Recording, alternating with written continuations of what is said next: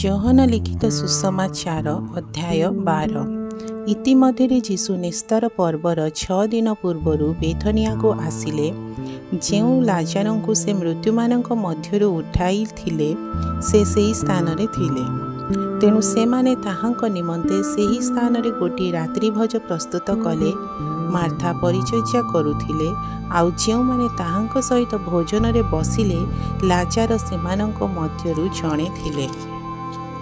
ସେତେବେଳେ ମରିୟମ ଅଧସେର ଅତି ବହୁମୂଲ୍ୟ ବିଶୁଦ୍ଧ ଜଟାମାସି ତୈଳ ଘେନି ଯୀଶୁଙ୍କ ପାଦରେ ତାହା ଲଗାଇ ଆପଣା କେଶରେ ତାହାଙ୍କ ପାଦ ପୋଛିଦେଲେ, ଆଉ ତୈଳର ସୁବାସରେ ଘରଟି ମହକିଗଲା।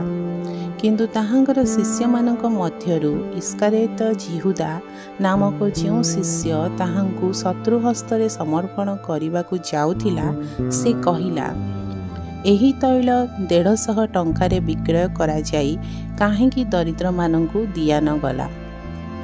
ସେ ଯେ ଦରିଦ୍ରମାନଙ୍କ ନିମନ୍ତେ ଚିନ୍ତା କରୁଥିଲା ବୋଲି ଏହା କହିଲା ତାହା ନୁହେଁ, କିନ୍ତୁ ସେ ଜଣେ ଚୋର, ଆଉ ତାହା ନିକଟରେ ଟଙ୍କା ଥଳି ଥିବାରୁ ସେଥିରେ ଯାହା ଯାହା ରଖାଯାଉଥିଲା ତାହା ସେ ଚୋରି କରି ନେଇଯାଉଥିଲା।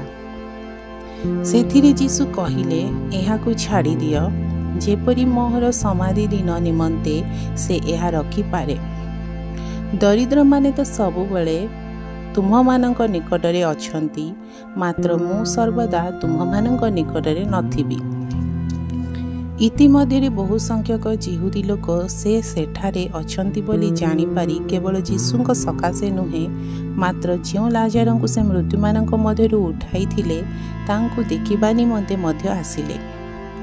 କିନ୍ତୁ ଲାଜାରଙ୍କୁ ମଧ୍ୟ ବଧ କରିବା ନିମନ୍ତେ ପ୍ରଧାନ ଯାଜକମାନେ ମନ୍ତ୍ରଣା କଲେ, କାରଣ ତାଙ୍କ ଯୋଗୁଁ ଯିହୁଦୀମାନଙ୍କ ମଧ୍ୟରୁ ଅନେକ ଯାଇ ଯୀଶୁଙ୍କଠାରେ ବିଶ୍ୱାସ କରୁଥିଲେ।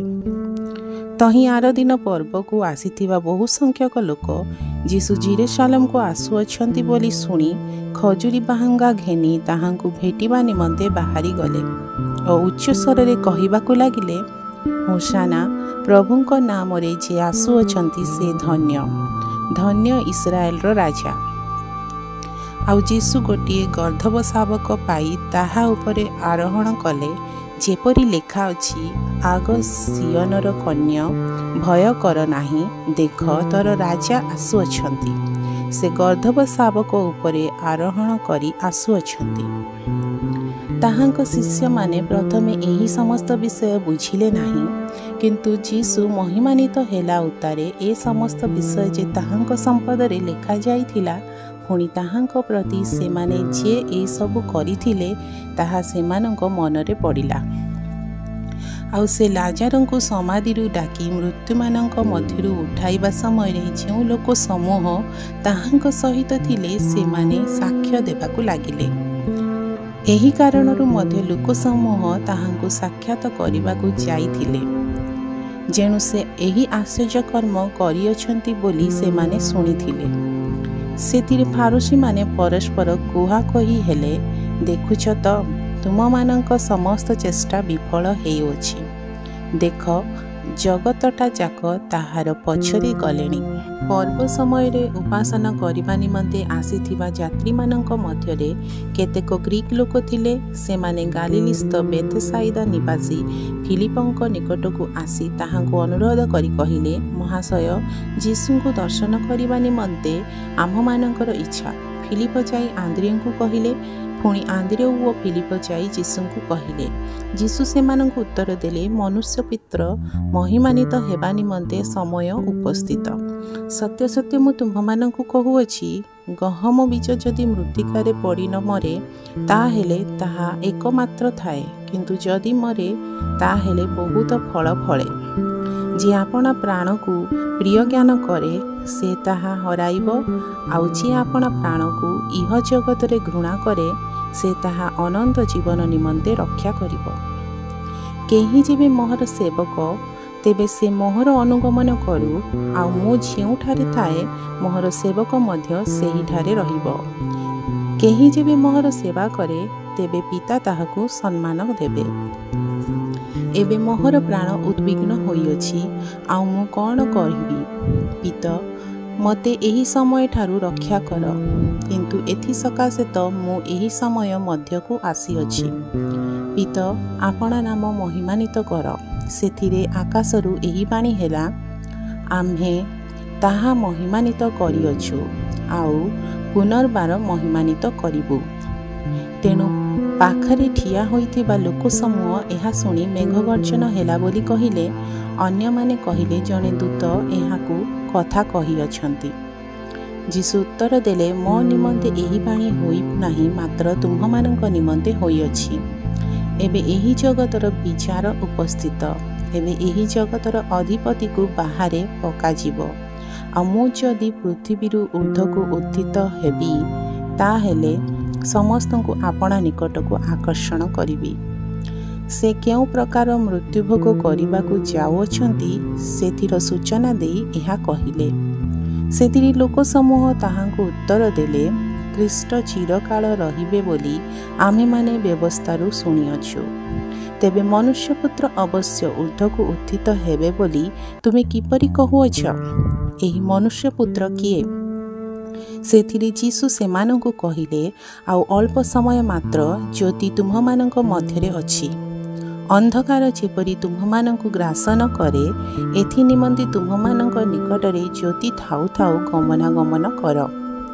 ଯେ ଅନ୍ଧକାରରେ ଗମନାଗମନ କରେ, ସେ କେଉଁଠାରୁ ଯାଉଅଛି ତାହା ଜାଣେ ନାହିଁ। ତୁମ୍ଭେମାନେ ଯେପରି ଜ୍ୟୋତିର ସନ୍ତାନ ହୁଅ, ସେଥିପାଇଁ ଜ୍ୟୋତି ତୁମ୍ଭମାନଙ୍କ ନିକଟରେ ଥାଉ ଥାଉ ଜ୍ୟୋତିରେ ବିଶ୍ୱାସ କର। ଯୀଶୁ ଏହିସବୁ କଥା କହି ପ୍ରସ୍ଥାନ କଲେ ଓ ସେମାନଙ୍କଠାରୁ ଗୋପନରେ ରହିଲେ। କିନ୍ତୁ ଯଦ୍ୟପି ସେ ସେମାନଙ୍କ ସାକ୍ଷାତରେ ଏତେ ଆଶ୍ଚର୍ଯ୍ୟକର୍ମ କରିଥିଲେ, ତଥାପି ସେମାନେ ତାହାଙ୍କଠାରେ ବିଶ୍ୱାସ କରୁନଥିଲେ। ଯେପରି ଭାବବାଦୀ ଇସାୟଙ୍କ ଦ୍ୱାରା ଉକ୍ତ ଏହି ବାକ୍ୟ ସଫଳ ହୁଏ, ହେ ପ୍ରଭୁ, କିଏ ଆମ୍ଭମାନଙ୍କ ସମ୍ବାଦ ବିଶ୍ୱାସ କରିଅଛି? ଆଉ ପ୍ରଭୁଙ୍କ ବାହୁ କାହା ନିକଟରେ ପ୍ରକାଶିତ ହୋଇଅଛି? ଏହି କାରଣରୁ ସେମାନେ ବିଶ୍ୱାସ କରିପାରୁନଥିଲେ। ତେଣୁ ଯିଶାୟ ପୁନଶ୍ଚ କହିଅଛନ୍ତି, ସେ ସେମାନଙ୍କର ଚକ୍ଷୁ ଅନ୍ଧ କରିଅଛନ୍ତି ଆଉ ସେମାନଙ୍କ ହୃଦୟ ଜଡ଼ କରିଅଛନ୍ତି, ଯେପରି ସେମାନେ ଆଖିରେ ଦେଖିବେ ନାହିଁ ଓ ହୃଦୟରେ ବୁଝିବେ ନାହିଁ, ପୁଣି ଫେରିବେ ନାହିଁ, ଆଉ ଆମେ ସେମାନଙ୍କୁ ସୁସ୍ଥ କରିବୁ ନାହିଁ। ଇସାୟ ଏହିସବୁ କହିଲେ କାରଣ ସେ ତାହାଙ୍କର ମହିମା ଦେଖିଲେ ଓ ତାହାଙ୍କ ବିଷୟରେ କଥା କହିଲେ। ତଥାପି ନେତାମାନଙ୍କ ମଧ୍ୟରୁ ସୁଦ୍ଧା ଅନେକ ତାହାଙ୍କଠାରେ ବିଶ୍ୱାସ କଲେ, କିନ୍ତୁ କାଳେ ସେମାନେ ସମାଜଚ୍ୟୁତ ହୁଅନ୍ତି, ଏଥିପାଇଁ ଫାରୁସୀମାନଙ୍କ ହେତୁ ତାହା ସ୍ୱୀକାର କରୁନଥିଲେ। କାରଣ ସେମାନେ ଈଶ୍ୱରଙ୍କଠାରେ ଗୌରବ ଅପେକ୍ଷା ବରଂ ମନୁଷ୍ୟମାନଙ୍କଠାରେ ଗୌରବ ଭଲ ପାଇଲେ। ଯୀଶୁ ଉଚ୍ଚ ସ୍ୱରରେ କହିଲେ, ଯେ ମୋ ଠାରେ ବିଶ୍ୱାସ କରେ, ସେ ମୋ ଠାରେ ବିଶ୍ୱାସ କରେ ନାହିଁ, ମାତ୍ର ମୋହର ପ୍ରେରଣକର୍ତ୍ତାଙ୍କଠାରେ ବିଶ୍ୱାସ କରେ। ଆଉ ଯେ ମୋତେ ଦର୍ଶନ କରେ, ସେ ମୋହର ପ୍ରେରଣକର୍ତ୍ତାକୁ ଦର୍ଶନ କରେ। ଯେ କେହି ମୋ ଠାରେ ବିଶ୍ୱାସ କରେ, ସେ ଯେପରି ଅନ୍ଧକାରରେ ବାସ ନ କରେ, ଏଥିପାଇଁ ମୁଁ ଜଗତକୁ ଜ୍ୟୋତି ହୋଇ ଆସିଅଛି। କେହି ଯଦି ମୋହର ବାକ୍ୟ ଶୁଣି ପାଳନ କରେ ନାହିଁ, ତାହେଲେ ମୁଁ ତାହାର ବିଚାର କରେ ନାହିଁ। କାରଣ ମୁଁ ଜଗତର ବିଚାର କରିବାକୁ ନ ଆସି ବରଂ ଜଗତକୁ ପରିତ୍ରାଣ କରିବାକୁ ଆସିଅଛି। ଯେ ମୋତେ ଅଗ୍ରାହ୍ୟ କରେ ଓ ମୋହର ବାକ୍ୟ ଗ୍ରହଣ କରେ ନାହିଁ, ତାହାର ବିଚାରକର୍ତ୍ତା ଅଛି। ମୁଁ ଯେଉଁ ବାକ୍ୟ କହିଅଛି, ତାହା ଶେଷ ଦିନରେ ତାହାର ବିଚାର କରିବ। କାରଣ ମୁଁ ଆପଣାଠାରୁ କହି ନାହିଁ, ମାତ୍ର ମୁଁ କ'ଣ କରିବି ଓ କ'ଣ ବ୍ୟକ୍ତ କରିବି, ତାହା ମୋହର ପ୍ରେରଣକର୍ତ୍ତା ପିତା ମୋତେ ଆଜ୍ଞା ଦେଇଅଛନ୍ତି। ପୁଣି ତାହାଙ୍କର ଆଜ୍ଞା ଯେ ଅନନ୍ତ ଜୀବନ, ଏହା ମୁଁ ଜାଣେ। ଅତଏବ ମୁଁ ଯେ କଥା କହେ, ପିତା ମୋତେ ଯେପରି କହିଅଛନ୍ତି ସେହିପରି କହେ। ପ୍ରଭୁ ଏ ବାକ୍ୟରେ ଆପଣମାନଙ୍କୁ ଆଶୀର୍ବାଦ କରନ୍ତୁ।